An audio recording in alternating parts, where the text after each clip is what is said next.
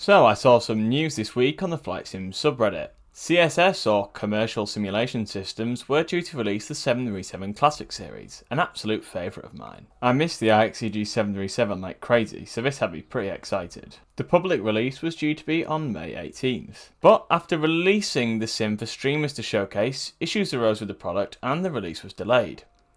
Now, product issues are one thing, but the thing I want to touch on here, which is something I've seen for the first time in my life, is a subscription-based model for an aircraft add-on.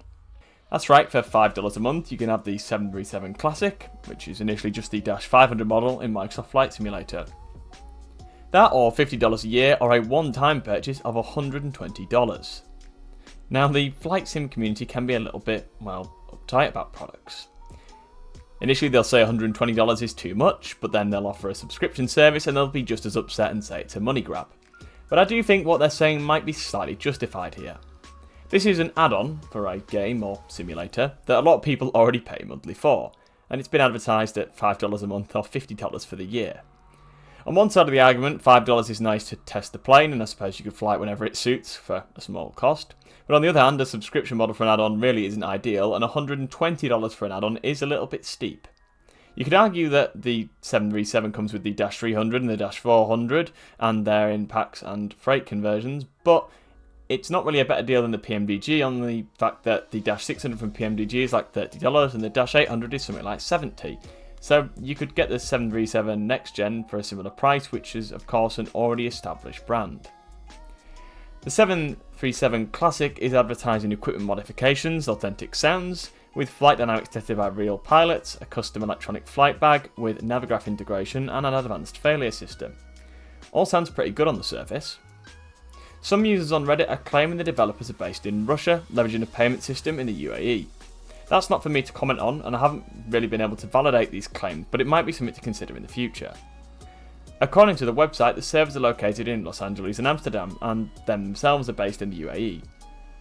The product's only available through their proprietary launcher, not via the Microsoft Store or any third-party site, supposedly to facilitate the monthly payments.